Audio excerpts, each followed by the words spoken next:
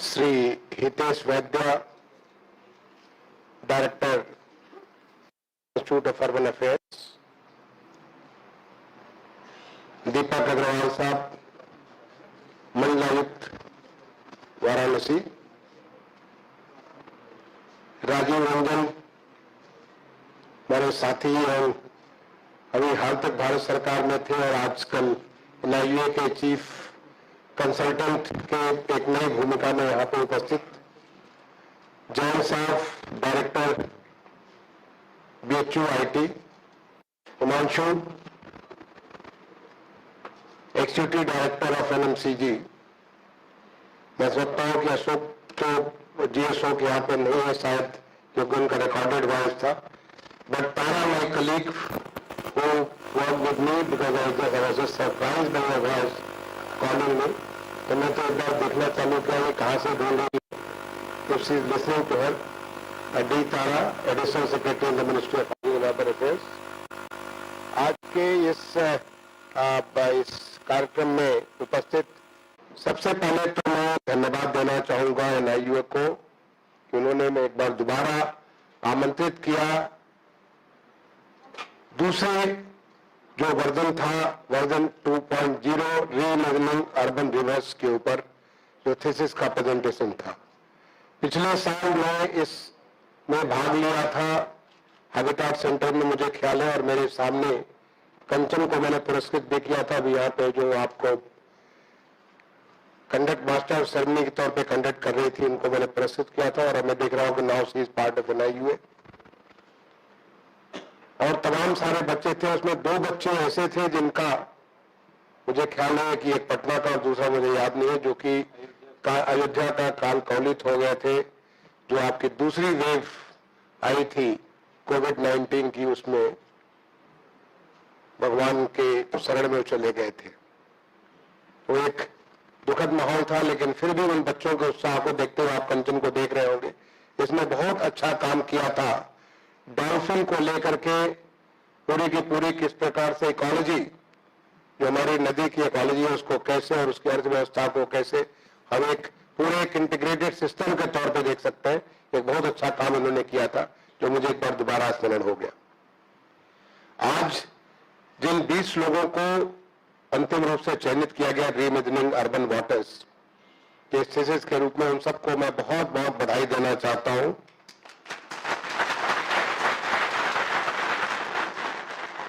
ये इस सब की शुरुआत हुई थी जब माननीय प्रधानमंत्री जी ने कानपुर में एक गंगा अथॉरिटी जो है, उसके ऊपर जो नेशनल गंगा अथॉरिटी है, उसका अध्यक्षता करते हुए उन्होंने बैठक ली थी। उस बैठक में उन्होंने तमाम सारी बातें कही थी, और उसमें एक बात यह भी उन्होंने कही थी कि कैसे हम नदियों को लेकर के पूरी पूरी अर्थव्यवस्था को बदल सकते हैं, कैसे नदियों को लेकर शहरों को, गांवों को, उनकी व्यवस्था को बदल सकते हैं। और बहुत से माननीय प्रधानमंत्री जी की प्रेरणा से, वहां हमारे प्रदेश के माननीय मुख्यमंत्री जी थे, मैं उसमें भारत सरकार के सचिव के तौर पर भाग ले रहा था। आप लोगों को उद्बोधन के बाद वहां पे बहुत सारी नई नई व्यवस्थाएं चालू की गई, और उसी की एक उत्पत्ति ये भी हुई जो हमारी रीइमेजिनिंग अर्बन रिवर्स, कैसे हम शहर के में जो नदियां हैं उसको, उसके बारे में हम उससे एक नई सोच बदल सकते हैं। आपको मालूम है कि तमाम सारे शहरों की नदियां मर चुकी हैं। अभी आपको तारा ने कहा, तारा जब उद्बोधन कर रही थी, आपको तारा मेरी सहयोगी के तौर पे काम की भारत सरकार के अर्बन अफेयर्स मिनिस्ट्री में, वो कह रहे थे कि रिवर्स आर ऑर्गेनिक बॉडीज, जैसे हम जिंदा, हम सांस लेते हैं, और जिस दिन हम सांस लेना बंद करेंगे हम स्वतः परमात्मा से मिल चुके होंगे। वैसे नदियां भी एक ऑर्गेनिक बॉडी है, वो भी सांस लेती है, वो भी वैसे ही चलायमान है जैसे हम चलायमान। हम रुक नहीं सकते, हमेशा चलते रहना हमारा नेचर है। जिस दिन हम रुक जाएंगे उस दिन हम मर जाएंगे। वैसे नदियां भी जिस दिन वो रुक जाएंगी समाप्त हो जाएंगी। और बहुत सारी नदियां, पूरे देश की नहीं, हमारे देश की नहीं, दुनिया में तमाम सारी नदियां समाप्त हो गई, केवल वो कागज के ऊपर रह गई, लोगों की याददाश्त में रह गई।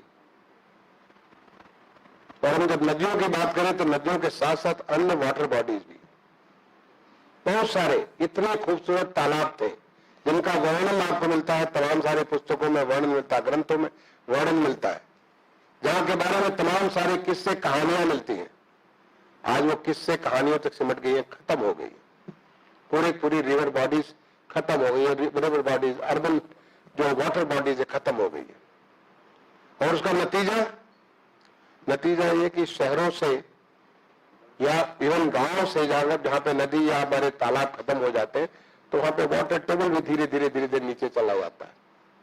जो पानी आपको मिलता था एक सर्टेन फीट के ऊपर, वो फीट और धीरे धीरे बढ़ता चला जाता है। नतीजा ये कि हमारे पूरे की पूरी जो वाटर साइकिल है उसके ऊपर फर्क पड़ता है। अगर आप एक बार सोचो, आप सारे लोग, अगर मैं आपसे पूछूं कि आप में कितना पानी है, क्या आप विश्वास करते हो कि आप पानी हो? हम सभी देखने में हम सॉलिड लगते हैं, लेकिन हम तो पानी है, क्योंकि हमारा 70% पानी है, 30% सॉलिड है, बाकी तो हम पानी है। इधर ही दे दिए, मैं उसको बंद कर देता हूं। हाँ, 70% हमने पानी है। पानी से हमारा इतना अच्छा रिश्ता है, जैसे कि बेटियां जब शादी करके अपने मायके से ससुराल जाती हैं, तो उन्हें मायके की हमेशा याद आती रहती है, क्योंकि वहां पे उनका लालन पालन, उनका बचपन बढ़ता है। ऐसे हमारा पानी से इतना अच्छा रिश्ता है कि पानी जिस किसी फॉर्म में हो, वो नदी के फॉर्म में हो, समुद्र के फॉर्म में हो, तालाब के फॉर्म में हो, भाप के रूप में हो, बर्फ के रूप में हो। हिमालय हम जाते हैं देखने के लिए, बर्फ को जाते हैं। हम पानी जिस किसी रूप में हो, क्योंकि हम पानी है, इसलिए हमको उससे बहुत नजदीक का रिश्ता नजर आता है। फव्वारा, आप किसी फव्वारे के पास बैठ जाइए, मन आपका शांत हो जाता है। आप किसी झरने के पास बैठ जाइए, आप स्वतः शांत, मन आपको बिल्कुल कितनी भी बेचैनी हो, कितनी भी तकलीफ हो, कितना भी कष्ट हो आपको, सारे के सारे कष्ट आपको उस झरने के पास बैठने से स्वतः समाप्त हो जाते हैं, क्योंकि आप अंदर से पानी हो। और आपको मालूम है कि हमारी जान चली जाएगी जिस दिन पानी, जो कहते हो डिहाइड्रेशन कहते हो, इधर मुझे दे दीजिए, इधर मुझे दे दो, हाँ इधर मुझे दे दीजिए। आपको डिहाइड्रेशन जो है, डिहाइड्रेशन हो जाता है, आदमी की जान चली जाती है।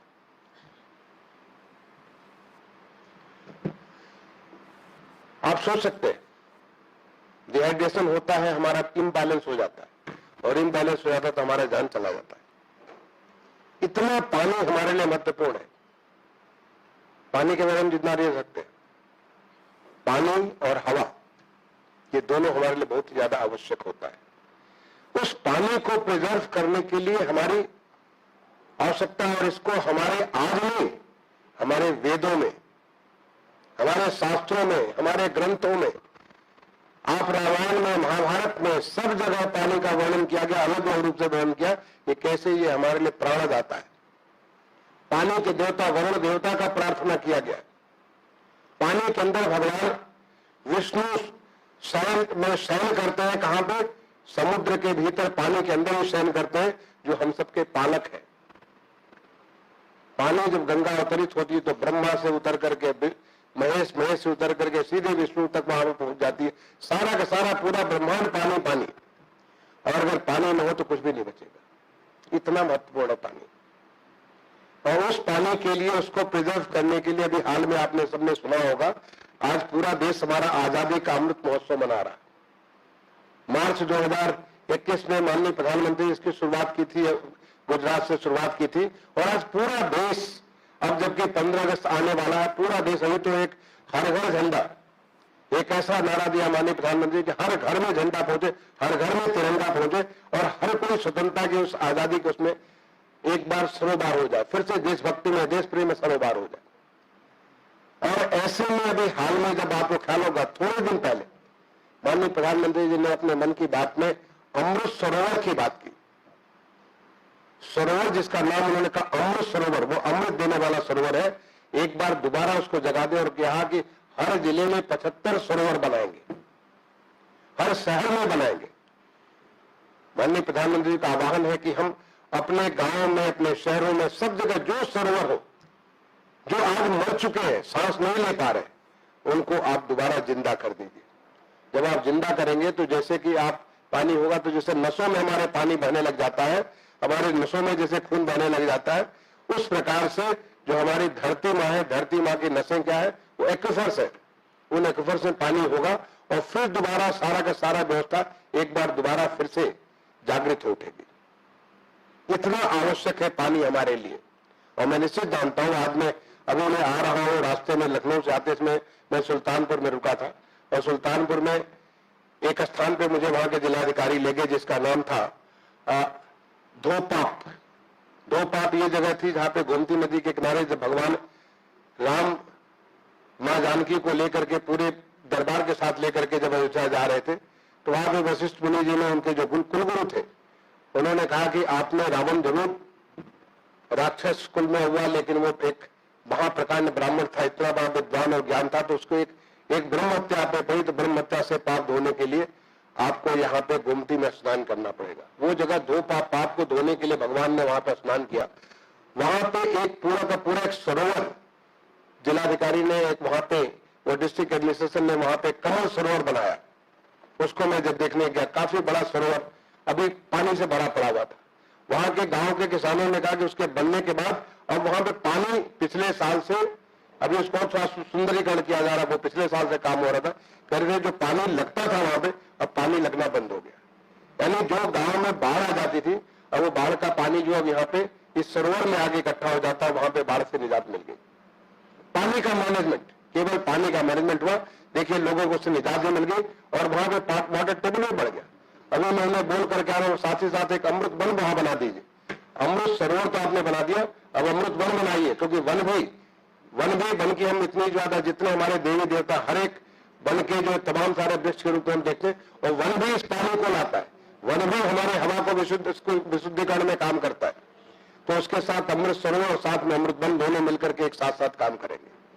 मैं आपको इसलिए ये सब बातें कह रहा हूं कि जो आप काम कर रहे हो, जो आपने रीइमेजिनिंग अर्बन रिवर्स, और मैं अब कहूंगा हमारे हितेश जी से कहूंगा कि अगले साल का competition reimagining urban local bodies कर दीजिए। अब आप एक जगह और ऊपर उठा दीजिए, बिकॉज अर्बन रिवर्स आप जो कर रहे थे तो केवल नदियों तक आपको अपने आप को वंचित, अपने आप को एक अपने आप का बंधन कर दे रहे थे। क्योंकि हर एक शहर नदी के ऊपर नहीं है, बहुत सारे शहर हमारे समुद्रों के ऊपर है, लेकिन हर शहर में लोग वहां पे वाटर बॉडी जरूर है, चाहे वो बड़ा तालाब हो, बड़ी झील हो, कई सारे पॉन्ड, एक सीरीज ऑफ, भोपाल शहर में जाइए तो वहां 7 बड़े बड़े तालाब है। कोई ऐसा शहर नहीं होगा जहां पे वाटर बॉडी नहीं होगी। ये दूसरी बात है कि मर चुकी होगी, और मर चुकी होगी तो वो शहर भी मरने के कगार पे होगा। अगर जहां पे वाटर बॉडी मरेगी वो शहर भी मरने के कगार पे होगा, क्योंकि वाटर के बगैर वो रह नहीं सकता।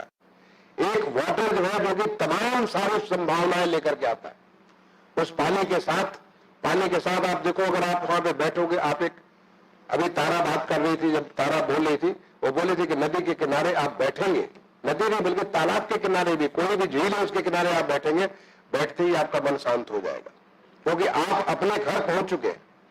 आप विदेश में हैं और विदेश से बाद जब आप अपने घर आते हैं और आप सूखी रोटी और दाल भी खाते हैं, अगर आप चावल और दाल भी खाते हैं, तो आपको विदेश का खाना सबसे अच्छा आपको भोजन अपने घर का लगता है जब अपने घर पहुंचते हैं।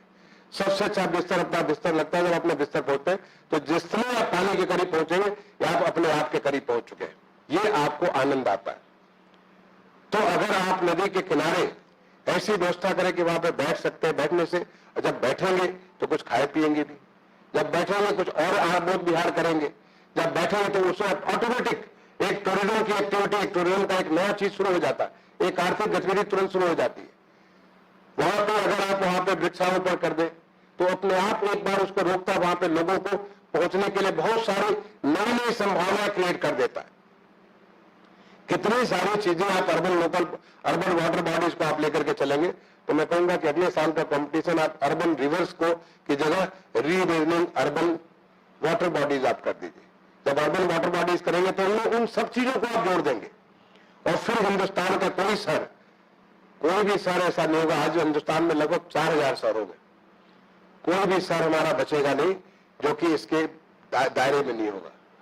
और सबसे बड़ी अच्छी बात, आपने इसके माध्यम से, क्योंकि वाटर के ऊपर जो हमने जो आपको जिक्र किया माननीय प्रधानमंत्री जी की उस नेशनल गंगा अथॉरिटी के बारे में जो बैठक हुई थी, उससे ये तो एक बच्चों का इसका उद्देश्य यह था कि हम बच्चों को जोड़े, और ये बहुत अच्छा लगा जब राजीव ने ये कहा कि पिछले बार जो मोस्टली अर्बन प्लानर्स आए थे, इस बार अर्बन प्लानर्स के अलावा इंजीनियर्स भी आए, उसके अलावा अन्य भी लोग आए, अगले बार हमारे और सारे लोग आने चाहिए, क्योंकि पानी तो आप चाहे समाजशास्त्र पढ़े, इतिहास पढ़े, भूगोल पढ़े, सब जगह पानी के बारे में चर्चा की जाती है। जब आप इतिहास में पढ़ाई करेंगे तो इतिहास में भी तमाम सारी लड़ाइयां समुद्र के पानी के नुकसान हुई है, कैसे आपका जो, तो इसके बारे में जब आप कोई भी हो उसके बारे में अपने तरीके से समाजशास्त्र के तौर पे कैसे कि पूरी समाज की दूरी है, नदी का पानी है, समाज की दूरी है, वाटर बॉडी है, आप इसके बारे में सोच सकते हैं। एक बहुत बृहद आपका बहुत बड़ा विस्तार हो जाएगा जिस दिन आप अर्बन वाटर बॉडीज के तहत करेंगे, और हर एक वर्ग के लोगों के बारे में इसके बारे में सोचना चालू करेंगे।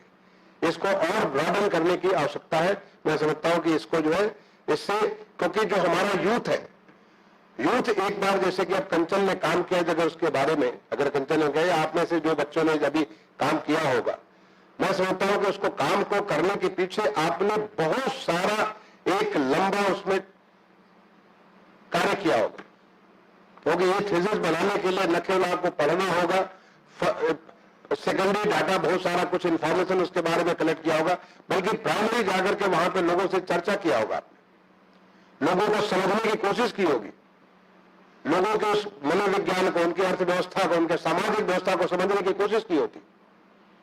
जब आप उन सब चीज कोशिश किए होंगे तो फिर आपका ज्ञान कितना ज्यादा बढ़ गया होगा, आपको कितना ज्ञान बढ़ गया होगा। और यही नहीं, आने वाले समय, जो आने वाला जो समय है, जो कि जिसके बारे में माननीय प्रधानमंत्री इसको कहते हैं अमृतकाल, इसके बारे में कि एक नया भारत का उदय हो रहा है, ऐसा भारत जो कि सशक्त भारत है, जो कि स्वच्छ भारत है, स्वस्थ भारत है, समर्थ भारत है, शक्तिवान भारत है, ऐसा भारत जो है एक विकसित भारत है, विकासशील नहीं है, विकसित भारत है, ऐसा भारत जो कि हर एक की जनाकांक्षाओं को पूरा करने वाला भारत है।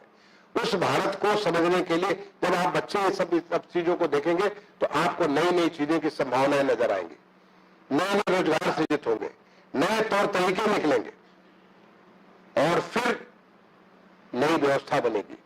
तो ये जो है आपका जो हमारा रीइमेजिनिंग अर्बन वाटर बॉडीज है, एक बहुत ही एक नया मुकाम तक लेके जाएगा। एनआईओ ने जो इसको जोड़ा है, जो हमारे एक नौजुवानों को जोड़ा है, यूथ को जोड़ा है, वो बहुत एक लंबी यात्रा जो करने वाले, उनकी सेंसिटिविटी बढ़ेगी, उनके माध्यम से और भी लोगों को। नहीं तो आप देखें पिछवाड़े में जैसे बहुत सारे तालाब होंगे, सारा का सारा कूड़ा उसी तालाब में जाके फेंकते हैं। जितना शहर का कचरा होता सारा तालाब, कचरा भरता कैसे है, वो तालाब भरता कैसे, सारे के सारे कचरे वहीं भरेंगे। जितने भी आपके गंदे पानी, जो आपका जो यूज वाटर है, वो सारा का सारा उसमें भरेगा। और इसीलिए जो स्वच्छ भारत मिशन, हमारा एक मिशन जो कि माननीय प्रधानमंत्री जी ने 2 अक्टूबर 2014 को शुरू किया था, स्वच्छ भारत मिशन में जब हमने शहरों का स्वच्छ सर्वेक्षण चालू किया, शहरों की रैंकिंग चालू की, उसको धीरे धीरे जब हम बढ़ाना चालू किया तो पहले हमने कहा कि ठीक है, आपको इसके लिए स्वच्छ भारत के अंदर आपको जो है फर्स्ट लेवल पे आपको देखना है कि जो आप जितने भी टॉयलेट्स है वो और सारे, सेकेंड लेवल पे हमने जाकर देखा कि वो टॉयलेट्स सस्टेनेबल हो, उनके जो गंदगी निकल रही है वो सारा का सारा गंदगी जो है, जो गंदा पानी निकल रहा है, जो उसका मल निकल रहा है, उसको हम लोग ट्रीटमेंट की व्यवस्था कर सकते हैं। तीसरे लेवल पे हम जब जाकर के देखे तो फिर हमने उसको क्या कि इसका प्रॉपर हम सही तरीके से उसका कंप्लीट निस्तारण भी कर दे रहे हैं, न केवल हाइजीनिक व्यवस्था है बल्कि उससे निस्तारण कर दे रहे हैं। लेकिन अल्टीमेटली जो व्यवस्था जारी की, वो व्यवस्था जारी की थी वाटर प्लस। हम ये सब कुछ कर लेंगे, लेकिन पानी हमारा अगर जाकर के नदी में, नाले में, तालाब में अगर जा रहा होगा तो फिर वो शहर हमेशा वैसे ही गंदा का गंदा बना रहेगा। और वाटर प्लस आज की डेट में जो शहर बने हुए हैं, कुछ मेरे ख्याल में इसमें 7 शहर हमारे वाटर प्लस हो चुके हैं। उस वाटर प्लस में एक शहर मैंने जाके देखा, इंदौर में वहां की जो 2 नदियां हैं, सरस्वती नदी और कान नदी, सरस्वती नदी और कान नदी दोनों इतनी गंदी थी, उसमें अंदर इतना सारा किस्म किस्म के जो है पेड़ पौधे जमे हुए थे।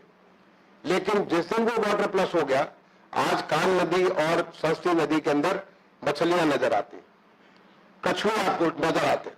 आज वहां पे जो है, जैसे कि यहाँ पे गंगा जी की आरती होती है, वहां सरस्वती नदी की आरती होती है।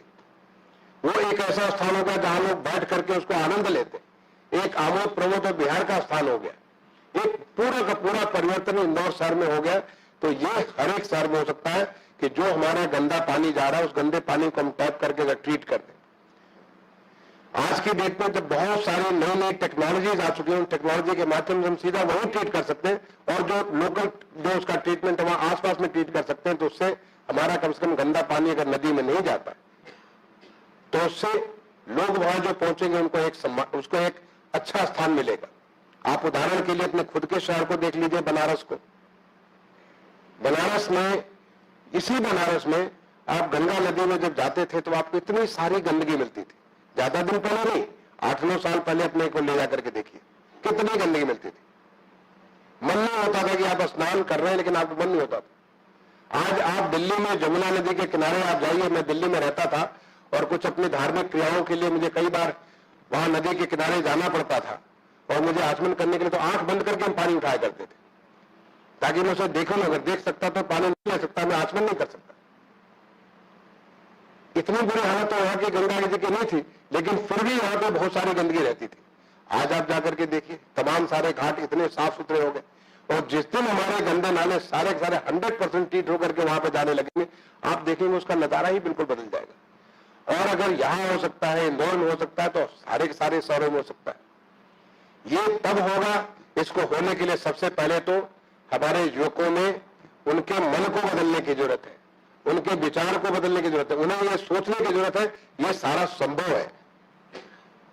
और वो संभावनाएं तलाशने के लिए इस प्रकार की जो एक्सरसाइज एनआईयू के माध्यम से हो रही है, मैं समझता हूं कि उनको आने वाले समय के लिए तैयार किया जा रहा है। इसके साथ ही साथ एक फ्रेमवर्क हम लोगों ने बनाया है, रिवर के जो सिटीज होते हैं उनको कैसे मास्टर प्लानिंग किया जाए, उसका कैसे अर्बन प्लानिंग किया जाए, उसका एक अलग से फ्रेमवर्क बनाया कि जब आपने ये सब सोच लिया तो कैसे हम उसका अर्बन प्लानिंग करेंगे। एक रिवर अलायंस तैयार किया है कि हम लोग एक दूसरे से सीखें, ये भी बहुत आवश्यक है, क्योंकि रिवर अलायंस एक शहर कुछ काम कर रहा है, दूसरा शहर कुछ काम कर रहा है, तीसरा शहर कुछ काम कर रहा है, वो उसको सीख करके बहुत कुछ आगे नई नई चीजें कर सकते हैं। एक दूसरे से सीख के हम आगे बढ़ सकते हैं। वो जो सारे प्रयास है, उन सारे प्रयासों के जड़ में ये जो बच्चों को जो एक उनको सेंसिटाइज करने के लिए, उन्हें सोचने के लिए बाध्य किया जा रहा है कि कैसे रिवर्स हमारे लिए या वाटर बॉडीज हमारे लिए कितने अमूल्य निधि है, कैसे हमारी पूरी व्यवस्था कितनी अच्छी चीज है। ये एक बहुत ही बढ़िया कदम है, और इस काम के लिए मैं एनआईयू के हितेश वैद्या जी को, पूरे टीम को मैं बहुत बहुत बधाई दूंगा कि आपने इतना अच्छा काम किया है। आज आपको यहाँ पे मुझे आकर के IIT BHU में, मैं ये मेरी पुरानी जगह, जैन साहब को पता नहीं मालूम होनी, मैं यहाँ पे 1 साल पढ़ा भी हूँ। मैं यहाँ पे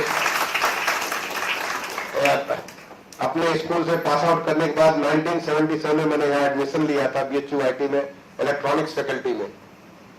लेकिन मैं धन्यवाद देना चाहूंगा कि यहाँ पे एक साइलेंट आई हो गया। मैंने बच्चों को पिटते हुए देखा, और मैं भी उसमें बच्चा ही था उस समय में, क्योंकि हायर सेकेंडरी करके 11th के बाद बहुत अच्छी रैंक के साथ मैं यहाँ पे टॉप भी किया था उस साल, फर्स्ट ईयर, मुझे याद है। बहुत अच्छी रैंक के साथ यहाँ के लिंडी हॉस्टल में मैं रहा करता था। लेकिन मुझे ख्याल है सितंबर या अक्टूबर का महीना रहा होगा, सितंबर अक्टूबर के महीने में यहाँ पे कुछ स्टूडेंट्स का अरेस्ट हुआ। मैंने अपने सामने देखे बच्चों की पिटाई हुई, जो मैं प्रशासन का हूँ, बच्चों की पिटाई हुई, और वो देख करके मुझे लगा कि अब मुझे ये रहने लायक जगह नहीं है। तो मैंने दोबारा IIT का इम्तिहान दिया और मैं IIT कानपुर पहुंच गया। तो मैं आपके BHU IIT का अलमनाई भी हूँ, यहाँ पे 1 साल के लिए पढ़ा हूँ।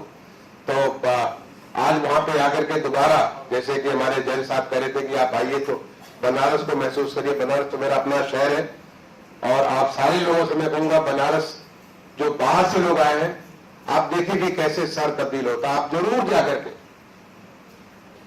इस समय तो बारिश का मौसम है, गंगा जी में पानी बढ़ चुका है, अदरवाइज आप नौका विहार कर सकते थे, लेकिन आप घाट से जाकर के देखिए बनारस को, कितना खूबसूरत नजर आता है, शाम को या सुबह कितना बढ़िया नजर आता है। आप जरूर जाकर के काशी विश्वनाथ धाम को देख करके आइए, आप देखेंगे कि आपको लगेगा कि कैसे इतना सुंदर व्यवस्था।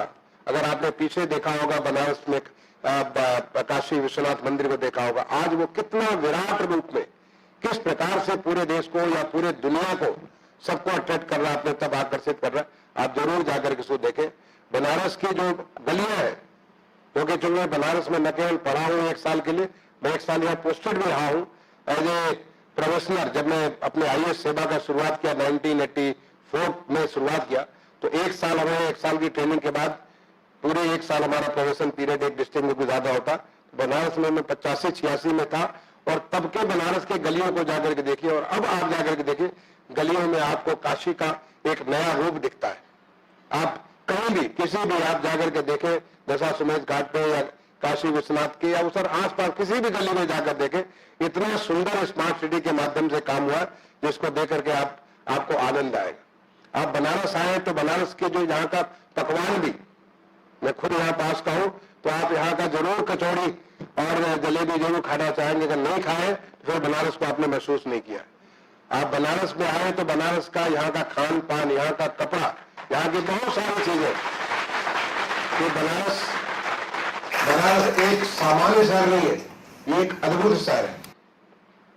एक ऐसा शहर है जहां पे इतने सारे अनुभव आपको हस्तशिल्प का, यहाँ पे ज्ञान का, अगर आप जाए ज्ञान को अगर देखना था तो ज्ञान की इतनी सारी चीजें हैं यहाँ पे, किसी भी विधा में ज्ञान की बहुत सारी। आप यहाँ पे जो हर तरह के अनुभव आप कर सकते हैं। अगर आप संगीत में रुचि रखते हैं तो संगीत भी बनारस के लिए बहुत संगीत का, नृत्य का एक बहुत बड़ा केंद्र रहा है। ज्ञान विज्ञान, आयुर्विज्ञान, हर चीज का आपका जो है यहाँ पे बैठे हमारे वैद्य जी बैठे हुए हैं, आपके जो है इसका जो आयुर्वेदा का, योग का, ऋषियों का, मुनियों का, ये बाबा तुलसी का, कबीरदास का, ऐसे जो तमाम सारे महान संतों की नगरी रही है। तो आप बनारस अगर आप आए कहीं पूरे देश में कहीं से आए तो मैं निश्चित कहूंगा कि आप जरूर बनारस को देख के आइए, बनारस को अनुभव करिए, बनारस के उस स्वाद को भी आनंद लीजिए और मां गंगा का एक बार प्रणाम करके बाबा विश्वनाथ का आशीर्वाद लेकर के तब अपने आ जाइए। मैं एक बार दोबारा, आप सबने इतना अच्छा काम किया और मुझे एक बार मौका दिया आपसे ताल्लुकात करने के लिए, इसके लिए धन्यवाद देता हुआ अपने भाई को विराम दूंगा। धन्यवाद। जय हिंद।